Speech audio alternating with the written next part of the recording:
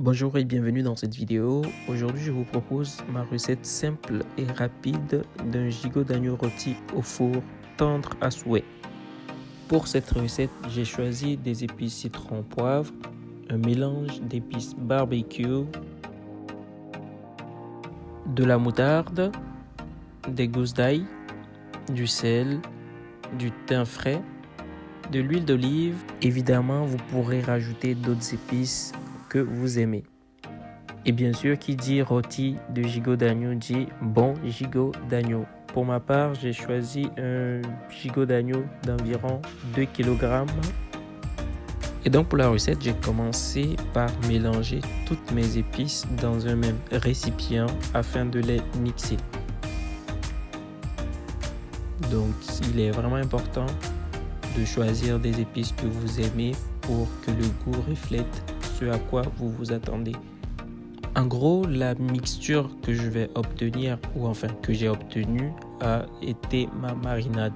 Pour pouvoir incorporer cette marinade, j'ai fait des entailles dans mon gigot.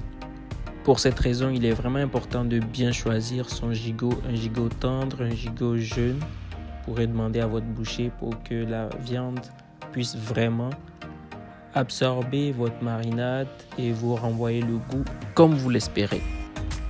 Un détail non négligeable également, c'est de veiller à avoir du gras sur votre gigot. Ce gras, une fois fondu sous l'effet de la chaleur, va participer à la cuisson de votre gigot. Donc là, moi, j'ai mis quelques gousses d'ail découpées dans les entailles que j'ai faites sur mon gigot avant d'incorporer ma marinade. Donc j'ai mis mes gousses d'ail découpées des deux bords de ma viande, je veux dire des deux côtés de mon gigot. Après avoir incorporé l'ail, je badigeonne convenablement mon gigot d'agneau avec ma marinade que j'ai préparée tantôt. Il est important de bien masser la viande tout en la badigeonnant afin qu'elle puisse vraiment absorber le jus de la marinade et avoir un goût très savoureux. Tout comme pour les entailles et l'ail, on va faire des deux côtés, des deux faces du gigot.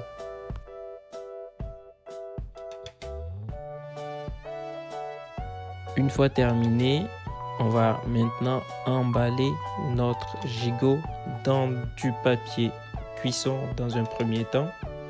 Bien sûr, il ne faut pas oublier de rajouter quelques feuilles de thym pour parfumer notre préparation.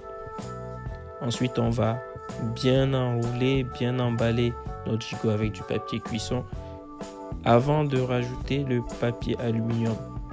En fait, il n'est pas bien de cuisiner directement de la viande ou quoi que ce soit dans du papier aluminium, surtout lorsqu'on va le mettre dans un four à une certaine température.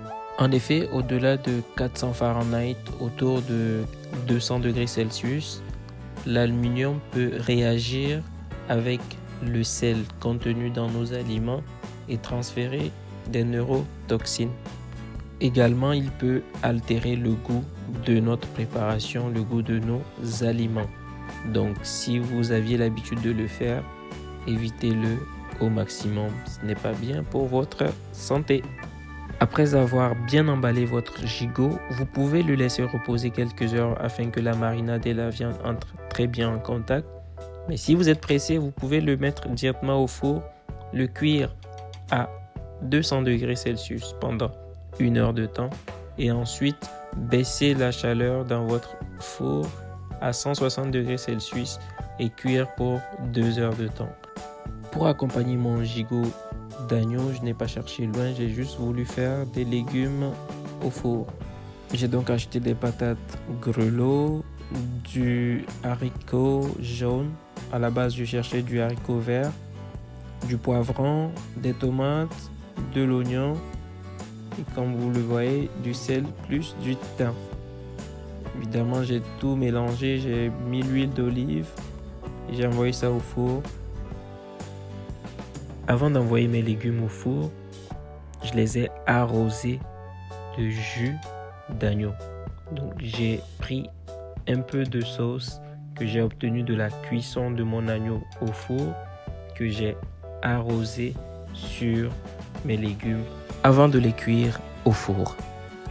En attendant la cuisson de mes légumes, j'ai voulu tester la tendreté de ma viande et j'étais vraiment satisfait du résultat.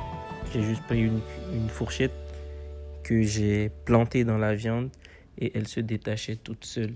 C'était tellement satisfaisant et le goût était super.